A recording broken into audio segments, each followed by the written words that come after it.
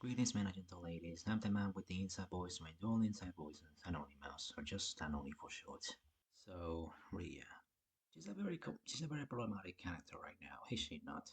I've heard anything from her being a waste of a character to her being a Saturday morning cartoon villain, but that's not what I want to talk about in this video, at least not in its entirety. I instead want to try and figure out why is such a problem now. Because if I remember correctly, Riya being a villain was actually seen as an improvement back in season 2.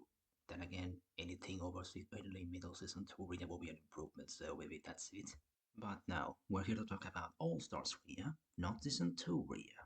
So I think the problem specifically started a few late into the series. Like, from episode 1 to episode 3, I don't think anybody minded the fact that Riya was a villain in this series. From episodes 1 to 3, it was fine.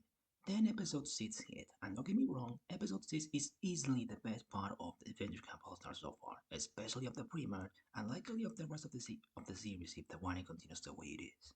But I feel like the elimination ceremony of Connor was the beginning of the fall for Rhea. Well, a second fall, if you will.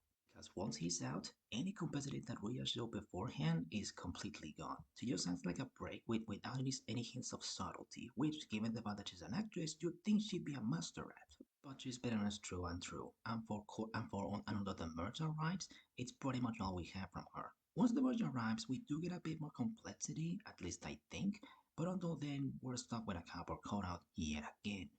But why is it so problematic right now? What makes Saturday morning cartoon villain All Stars Rhea more problematic than Saturday morning cartoon villain season 2 Rhea? I think it has to do with the simple fact that you don't have an excuse as to why she's this one note. I mean, compared to the other problematic person in the Villains Alliance like Yul, he's been a prick the entire time, all the way back in season 2, so there's nothing new there. But Rhea? We were with Rhea for an entire season. Unlike Yul, she actually developed. She actually began the season as a somewhat nice girl before certain things happened that caused her to develop a darker side, and eventually she learned that playing dirty was the only way to get ahead in the game, which paved the way for her to become a full-on villain by the season finale.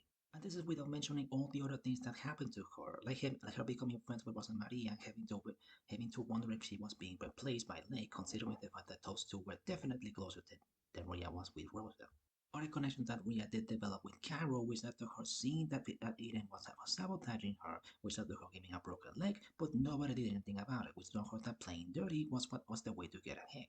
And of course, who can forget the lovely season finale, where Rhea, because of her own ignorance, well, ignorance and general nasty attitude in general caused Connor to quit the second time at the season overall, which led her to try and do the rest of the challenge alone, which nearly led to her drowning. And sure, maybe she was acting back then, but it doesn't change the fact that she likely was to would potentially have drowned, and nobody was willing to help her. Rosa had to step up and be a better woman in order to do so. And what do you know? Connor only shows up after the fact.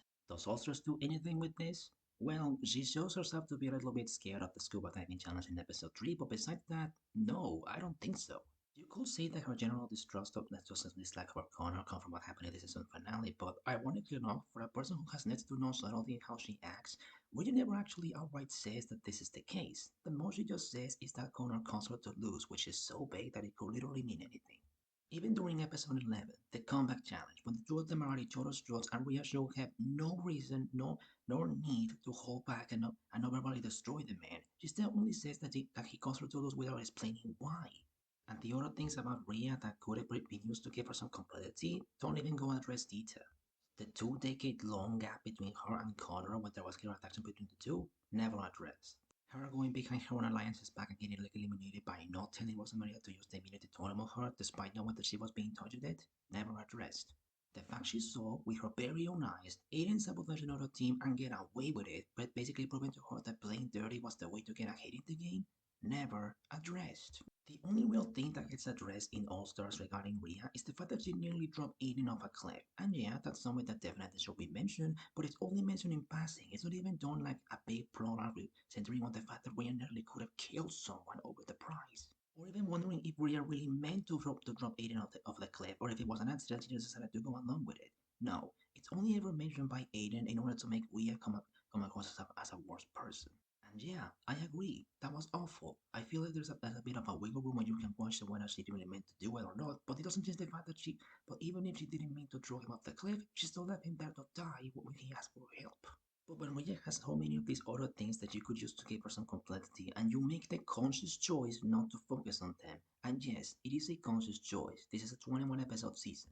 And you could argue that she didn't doesn't get this kind of complexity because she didn't get far, but no, she is still here by episode 12. She made the merge. She managed to last a long time again. And I'm pretty sure that 90% of that time has been spent on Rhea being a cartoon villain, and only 10% of the time has been used to actually give her some sort of complexity, which was then thrown out into the garbage once episode 6 Elimination Ceremony came. Are you seriously going to tell me that there was no time to delve into what happened to Rhea in season 2 and try to give her some complexity, but we had more than enough time to focus on the love triangle nonsense between Tom, Aiden, and Jake, and Hunter getting angry with Fiore, and just whatever the heck you're supposed to be doing now? Some people are saying that also has a really bad habit of throwing the season 2 cast down at the boss, and I think Rhea's a better representation of that. She has the potential, she has things that can make her complete, she has a story to tell, but because it's not the story that All Stars wants to focus on, this gets just thrown out into the bus in order to ignore everything that happened just to turn her into something that she isn't. But yeah, the close of the video, I think that's pretty much what happened. Being honest, Rhea is such a problem now because it basically proves a complete waste of a character of Rhea, the waste of the potential that was her own complexity. Because in order for her to act this villainous, all of the things that happened to her in season 2 and all the complexity she had in season 2 had to be cast away in order to make her play this role. But anyway, that's it from me today. What did you guys think of the unscripted video? Did you like it? Did you not? Do you think I'm out of the money with the problem with Ria, or do you think there's another problem I didn't really focus on? Let me know in the comments down below and have a wonderful rest of your day or night, everyone. Peace out.